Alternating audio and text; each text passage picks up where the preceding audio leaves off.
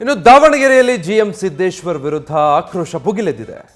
ಮಾಜಿ ಸಚಿವರು, ಮಾಜಿ ಶಾಸಕರು ಸಿದ್ದೇಶ್ವರ್ರ ವಿರುದ್ಧ ಆಕ್ರೋಶ ವ್ಯಕ್ತಪಡಿಸಿದ್ದಾರೆ. ಗಾಯತ್ರಿ ಸಿದ್ದೇಶ್ವರ್ಗೆ ಟಿಕೆಟ್ ನೀಡಿದ್ದಕ್ಕೆ ಕೆಲ ನಾಯಕರು ಸಿಡಿದೆದ್ದಿದ್ದಾರೆ. ಮಾಜಿ ಸಚಿವ ಕರುಣಾಕರ್ ರೆಡ್ಡಿ, ಮಾಜಿ ಸಚಿವ ರೇಣುಕಾಚಾರ್ಯ, ಎಸ್ಎ ರವೀಂದ್ರನಾಥ್, ವಿರೂಪಾಕ್ಷಪ್ಪ, ಬಸವರಾಜ ನಾಯಕ್, ಮಾಜಿ ಶಾಸಕ ಗುರುಶಾಂತನಗೌಡ, ಸಾಲು ಸಾಲು ನಾಯಕರು ಸಿದ್ದೇಶ್ವರ್ರ ವಿರುದ್ಧ ಸಿಡಿದೆದ್ದಿದ್ದಾರೆ, ಆಕ್ರೋಶ ವ್ಯಕ್ತಪಡಿಸ್ತಾ ಇದ್ದಾರೆ.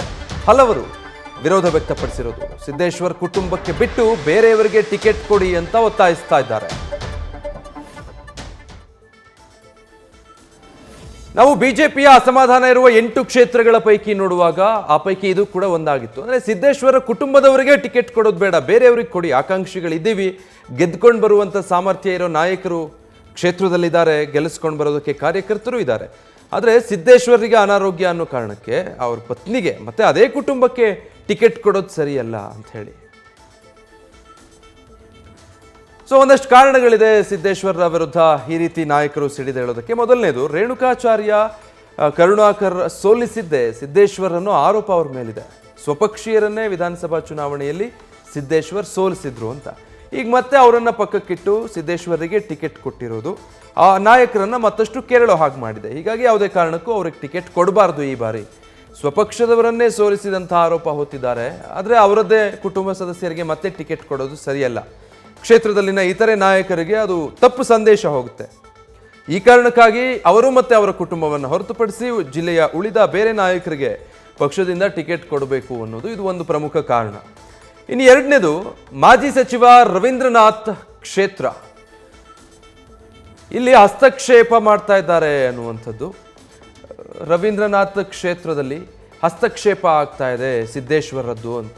ಸ್ವಪಕ್ಷದವರಲ್ಲೇ ಇಷ್ಟೊಂದು ಭಿನ್ನಮತ ಇದೆ, ಅದು ಮೀರಿನೂ ಅವ್ರ ಪತ್ನಿಗೆ ಟಿಕೆಟ್ ಕೊಟ್ಟಿದ್ದಾರೆ. ಕಾರ್ಯಕರ್ತರನ್ನೆಲ್ಲ ಒಟ್ಟುಗೂಡಿಸ್ಕೊಂಡು ಯಾವ ರೀತಿ ಇಲ್ಲಿ ಪಕ್ಷವನ್ನು ಅಭ್ಯರ್ಥಿಯನ್ನು ಗೆಲ್ಲಿಸ್ಕೊಂಡು ಬರ್ತಾರೆ ಅನ್ನೋದನ್ನು ನೋಡಬೇಕು. ಅದೇ ಕಾರಣಕ್ಕಾಗಿ ಒಟ್ಟಾಗಿ ಇಲ್ಲಿ ಯಾರೋ ಒಬ್ಬರು ನಾಯಕರು ಅಥವಾ ಯಾವುದೋ ಒಂದು ತಂಡ ಅವ್ರ ವಿರುದ್ಧ ಆಕ್ರೋಶ ವ್ಯಕ್ತಪಡಿಸ್ತಾ ಇರೋದಲ್ಲ, ದೊಡ್ಡ ಮಟ್ಟದಲ್ಲೇ ಜಿಎಂ ಸಿದ್ದೇಶ್ವರ ಪತ್ನಿಗೆ ಟಿಕೆಟ್ ಕೊಟ್ಟಿರೋದ್ರ ವಿರುದ್ಧ ಇಲ್ಲಿ ಆಕ್ರೋಶ ವ್ಯಕ್ತವಾಗ್ತಾ ಇದೆ. ಅದಕ್ಕೆ ಇದು ಒಂದು ಕಾರಣ. ಹಸ್ತಕ್ಷೇಪ ಜಾಸ್ತಿ ಅವರದ್ದು. ಇತರೆ ನಾಯಕರ ಕಾರ್ಯವ್ಯಾಪ್ತಿಯಲ್ಲೂ ಕೂಡ ಅವರು ಹಸ್ತಕ್ಷೇಪ ಮಾಡ್ತಾರೆ. ಮೂರನೇದು, ಮಾಡಾಳ್ ವಿರುದ್ಧ ಲೋಕ ರೇಡ್ ಮಾಡಿಸಿದ್ದೇ ಸಿದ್ದೇಶ್ವರ್ ಅನ್ನೋದು ಮತ್ತೊಂದು ಆರೋಪ. ಅಂದರೆ ಸ್ವಪಕ್ಷದವರ ಕ್ಷೇತ್ರದಲ್ಲೂ ಹಸ್ತಕ್ಷೇಪ, ಮಾಡಾಳ್ ವಿರೂಪಾಕ್ಷನವರ ಮೇಲೆ ಏನು ಲೋಕಾಯುಕ್ತ ರೇಡ್ ಆಯ್ತಲ್ಲ, ಸಿಕ್ಕಾಕೊಂಡ್ರಲ್ಲ, ಅದನ್ನು ಮಾಡಿಸಿದ್ದು ಕೂಡ ಸಿದ್ದೇಶ್ವರೇ ಅಂತ ಆರೋಪ ಇದೆ ಅವ್ರ ಮೇಲೆ. ಇಷ್ಟೆಲ್ಲ ಆರೋಪಗಳಿದ್ದಾಗ ಸ್ಥಳೀಯ ನಾಯಕರು, ಅದೇ ಪಕ್ಷದವರು ಇಷ್ಟು ಆರೋಪಗಳು ಹೊತ್ತಂತಹ ಕುಟುಂಬದ ಸದಸ್ಯರಿಗೆ ಯಾಕೆ ಟಿಕೆಟ್ ಕೊಡಬೇಕು, ನಾವು ಆಕಾಂಕ್ಷಿಗಳಿದ್ದೀವಿ ಅಂತ ಕಾರ್ಯಕರ್ತರ ತಂಡ ಕಟ್ಟಿಕೊಂಡು ಅಸಮಾಧಾನ ಹೊರ ಹಾಕ್ತಿದ್ದಾರೆ. ನಾಲ್ಕನೇ ಕಾರಣ, ವಿಧಾನಸಭೆಯಲ್ಲಿ ಸಿದ್ದೇಶ್ವರ್ ಯಾರ ಪರವೂ ಕೆಲಸ ಮಾಡಲಿಲ್ಲ ಅನ್ನೋ ಆಕ್ರೋಶ ಇದೆ. ಅಭ್ಯರ್ಥಿಗಳಾಗಿರ್ತಾರಲ್ಲ ವಿಧಾನಸಭಾ ಚುನಾವಣೆಯಲ್ಲಿ ಬಿಜೆಪಿಯಿಂದ, ಒಂದು ಲೋಕಸಭಾ ಕ್ಷೇತ್ರದ ವ್ಯಾಪ್ತಿಗೆ 7-8 ವಿಧಾನಸಭಾ ಕ್ಷೇತ್ರಗಳು ಬರುತ್ತೆ. ಸೊ ಅಲ್ಲೆಲ್ಲ ಹೋಗಿ ಪ್ರಚಾರ ಮಾಡಿ ಪಕ್ಷಕ್ಕೆ ಮತ ತಂದು ಅಭ್ಯರ್ಥಿಯನ್ನು ಗೆಲ್ಲಿಸೋದು ಸಂಸದರ ಕೆಲಸ ಆಗಿರುತ್ತೆ ಆ ಸಂದರ್ಭದಲ್ಲಿ ಪಕ್ಷದ ಪರವಾಗಿ. ಬಟ್ ವಿಧಾನಸಭೆಯಲ್ಲಿ ಸಿದ್ದೇಶ್ವರ್ ಯಾರ ಪರವಾಗಿ ಕೂಡ ಕೆಲಸನೇ ಮಾಡಲಿಲ್ಲ. ಅವರಾಯಿತು, ಅವ್ರ ಪಾಡಿಗೆ ಅವರು ಇದ್ದು ಬಿಟ್ರು.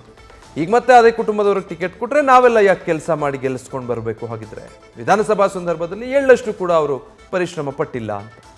ಐದನೇದು, ಕಾರ್ಯಕರ್ತರಿಗೆ ಮತ್ತು ಮುಖಂಡರಿಗೆ ಗೌರವವನ್ನೇ ನೀಡೋದಿಲ್ಲ, ಆ ರೀತಿ ವರ್ತಿಸ್ತಾರೆ ಅವರು ಅಂತ.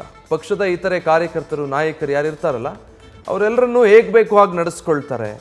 ಕಾರ್ಯಕರ್ತರಿಗೆ ಗೌರವ ಇಲ್ಲ, ಇತರೆ ಸ್ಥಳೀಯ ನಾಯಕರಿಗೆ ಅವರು ಮರ್ಯಾದೆ ಕೊಡೋದಿಲ್ಲ. ಇಷ್ಟೆಲ್ಲ ಇರುವಾಗ ಅವ್ರ ಪರವಾಗಿ ಚುನಾವಣೆಯಲ್ಲಿ ನೀವು ಗ್ರೌಂಡ್ ಲೆವೆಲ್ನಿಂದ ಕೆಲಸ ಮಾಡಿ ಸಿದ್ದೇಶ್ವರ ಪತ್ನಿ ಗಾಯತ್ರಿ ಸಿದ್ದೇಶ್ವರನ್ನ ಗೆಲ್ಲಿಸ್ಕೊಂಡು ಬನ್ನಿ ಅಂದರೆ ಹೇಗಾಗುತ್ತೆ? ಆರನೇದು, ವಿರೋಧಿ ಬಣ ಹುಟ್ಟಲು ಸಂಸದ ಜಿಎಂ ಸಿದ್ದೇಶ್ವರ್ ಕಾರಣ ಅಂತ ಅವ್ರ ಮೇಲೆ ಆರೋಪ ಇದೆ. ನ್ಯೂಸ್ ಫಸ್ಟ್, ನಿರ್ಭೀತಿಯಿಂದ ನಿಮ್ಮ ಪರವಾಗಿ.